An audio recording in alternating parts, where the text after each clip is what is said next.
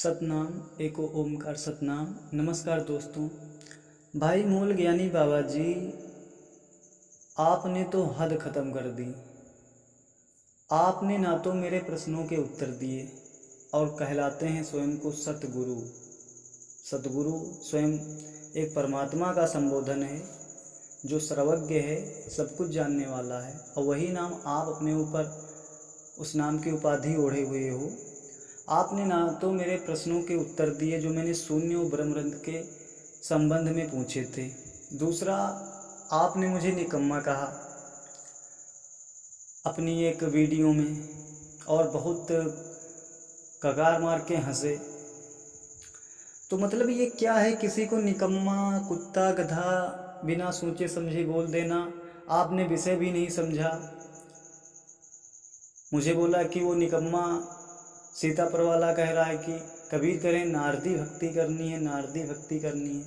सबसे पहले तो आप ना तो नारद सूत्र के बारे में कुछ जानते हैं, ना तो कबीर साहब के बारे में विशेष कर कुछ जानते हैं। मैं यही कहूँगा, बस जो वाणियाँ इधर उधर की अनिश्चित मिलावटी बनावटी पा गए हैं उन्हीं का आधार लेके आप बात करते हैं। हालांकि जो गुरु ग्रंथ साहिब जी की वाणियाँ हैं, जो कबीर साहब जी की वाणियाँ उसमें पक्की दर्ज हैं, उसको आप नहीं उठाते। दूसरा ये है कि आपने मुझे निकम्मा कहा कि मैं कह रहा हूँ कि कबीर जी नारदी भक्ति का जिक्र कर रहे हैं। तो आपने दो बार भी नहीं सोचा कि क्या मैं ये अपने आप से कह रहा हूँ, ये मेरा मनमुखी मत नहीं है कि मैं कोई ऐसी धारणा बना के बैठ गया हूँ या ऐसी धारणा फैला रहा हूँ। भाई उसमें जिक्र है गुरु ग्रंथ साहिब में, वाणी दर्ज है कबीर साहब की। कबीर साहब जी ने कहा है, मैं प्रमाणित तौर पे वाणी दिखा सकता हूँ। बात जो करो प्रमाणित करो। आप जगत के परमात्मा नहीं हैं और ना ही भगवान साबित करने की कोशिश करिए आपकी यहाँ आप कोई भगवान हो। ठीक है कि जो आप कहोगे वो हर व्यक्ति मान लेगा। जिसके पास विवेक नहीं होगा, जो विचार करने में जिसके पास शक्ति नहीं होगी विचार करने की, जो मानसिक गुलाम होगा, ठीक है, जिसने अपना विवेक दूसरों पे न्यौछावर कर दिया है, ठीक है, वो बात मान लेगा। तर्कशील बंदा होगा तो भेड़ों की तरह वो अनुकरण नहीं करेगा, तर्क करेगा, हर पहलू और पक्ष की जांच करेगा, परख करेगा, तब वाणी को मानेगा। ये बात है। तो मेरे पास प्रमाण है। आपने मुझे निकम्मा कहा, चलो वो आपकी बात है, आपकी जैसी आचरण है, जैसा आपका व्यवहार है, आप वैसा करिए। परंतु आप ये ख्याल कर लेते कि कबीर साहब के बारे में आपने जो कहा तो वो वाणी दर्ज है। वो वाणी कोई मिलावटी ग्रंथों की नहीं है, गुरु ग्रंथ साहिब जी में दर्ज है। वो मैं प्रमाणित करूँगा, जिसमें कबीर साहब ने कहा है, भक्त नारदी हृदय न आई, काछ कूछ तन लीना तन दीना। ठीक है, राग रागनी ढिंग होए बैठे, उन पे क्या हरि लीना। ये वाणी है, दोबारा सुन लो। भक्ति नारदी हृदय न आई, कांच कूच तन दीना, राग रागनी ढिंब होए बैठा, उन हरि पे क्या लीना। ये बात है। अब आप भक्ति नारदी को, जैसे मुझे बोल के कहा कि वो निकम्मा कह रहा है कि भक्ति नारदी वो कह रहा है करने को कबीर को। ये तो कबीर ही कह रहे हैं, मैं थोड़ी ना कह रहा हूँ। आप विचार नहीं करते क्योंकि आप स्वयं को सर्वश्रेष्ठ ज्ञानी समझते हो। ज्ञान होने का अहंकार ही अज्ञानी होने की पहचान होती है, बिना वाणी परखे समझे। नारदी भक्ति का मतलब क्या होता है ये समझ लो। नारदी भक्ति प्रेमा भक्ति कहते हैं। और ये बात क्यों कबीर साहब ने कही थी, आप नारद सूत्र पढ़ के देख लेना, वहाँ आया सा तस्मिन परम प्रेम रूपा, यानी वह भक्ति ईश्वर के प्रति परम प्रेम रूपा है। यानी कि जिसके हृदय में परमात्मा के प्रति प्रेम रूप भक्ति उपज गई है, उसका मोक्ष अवश्य होगा, जो वास्तव में जिसके अंदर प्रेम भक्ति उपजी हुई है। इसलिए कहा जाता है, जिन प्रेम कियो तिन प्रभु पायो। तो आपने इस वाणी को ना समझते हुए अपने अहमवश मुझे निकम्मा इत्यादि बोला, तो ये क्या सतगुरुओं जो अपने आप को सतगुरु या गुरु कहलाते हैं या अपने आप को महान आत्मा कहलाते हैं, उनके लक्षण हो सकते हैं कि बिना विचारे ही जो मन में आया वो बोल दिया? ये है आत्म स्थिति आपकी?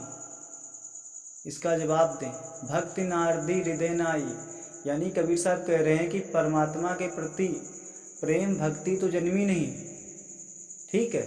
जिस तरह नारद जी हरि के भगत हैं, वो हरि की भक्ति में सदा लीन रहते हैं और अपना हर समय गान करते हैं, उनका कीर्तन करते हैं। इसी प्रकार क्योंकि जिसके हृदय में हरि जो अंदर भाव होगा तो वो बात मुख से निकल आती है, ठीक है, ये बात है। तो यही कबीर साहब कह रहे हैं कि जिसके हृदय में इस प्रकार की भक्ति नहीं जन्मी जिस प्रकार नारद जी के जन्मी है, इसलिए नारद जी का यह नाम आया। भक्ति नारदी हृदय नाई काच कूच तन लीना दीना, यानी कि भक्ति तो हृदय में लोगों ने धारण नहीं की और शरीर का साज श्रृंगार कर लिया, तिलक लगा लिया, सफ़ेद कपड़े पहन लिए, भगवा वस्त्र धारण कर लिए इत्यादि, तो इससे भक्ति नहीं होती है, ठीक है। राग रागनी ढिम्ब होए बैठा, यानी बहुत सी राग वाणियाँ गाता फिरता है और हृदय में भक्ति नहीं है, सिर्फ दिखावा करता फिरता है, ये कबीर साहब कह रहे हैं, ठीक है। उन पे क्या उन हरि पे क्या लीना, वो परमात्मा को कभी भी नहीं प्राप्त कर सकते, ना ही सपने में उसको पा सकते हैं, ठीक है। ये बात है कबीर साहब जी की। और आपने मुझे वैसे ही बिना वजह निकम्मा बोल दिया। भाई अपनी भाषा शैली सबसे पहले सुधार लो, ठीक है। ये ज्ञान अज्ञान की लड़ाई है, जो प्रमाण सहित बात की जाए प्रमाण सहित बात करो, ठीक है। ऐसे मनमुखी बातें करना किसी गुरु या सतगुरु को शोभा नहीं देता, ठीक है, ये बात है। तो जो प्रेम रूपी भक्ति है उसके बारे में कबीर साहब कह रहे हैं, परमात्मा को पाने का सबसे सुंदर मार्ग है प्रेम, जिन प्रेम कियो तिन्हि प्रभु पायो, ठीक है। फिर वही है सोई जाने ही जही देहि जनाई, ये आपकी विधियों पे नहीं निर्भर करता कि परमात्मा विधियों के द्वारा विधियों से बना हुआ है। भाई सहज मार्ग होता है और सहज वही हो सकता है जो प्रेम पूर्ण हो जाता है।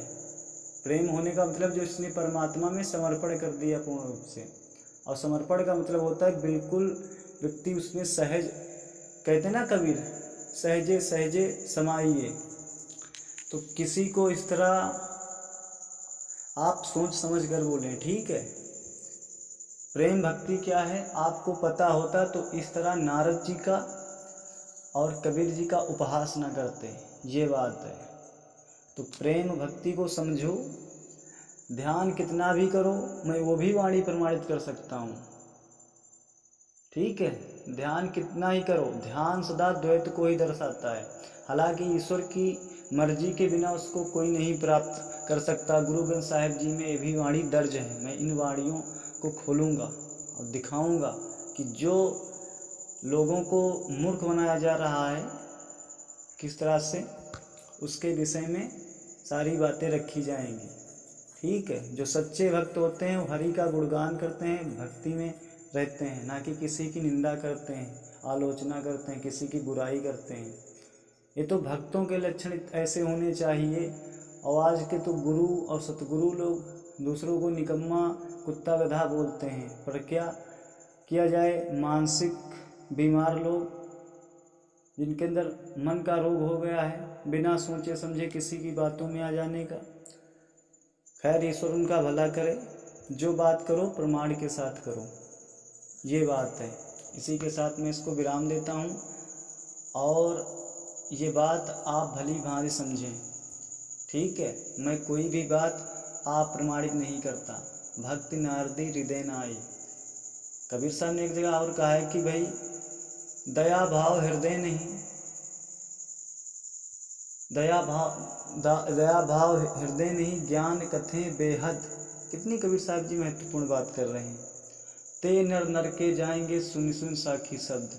कितना भी ज्ञान कथते चले जाओ, प्रेम और दया ये दो चीज़ें तो हृदय में सबके प्रति नहीं उत्पन्न हो रही, सभी जीवों के प्रति। क्योंकि जब प्रेम दया होगी नहीं तो सम व्यवहार सभी से एक समान व्यवहार कर ही नहीं पाओगे।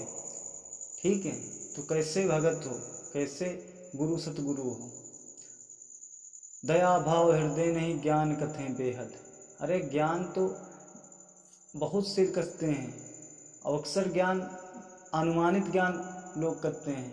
कहते हैं संतों का ज्ञान तो वाणियाँ हैं, ये है वो है। अरे भाई वो उनका अनुभव है, और उनके अनुभव पर आप चलोगे तभी आपका कल्याण होगा।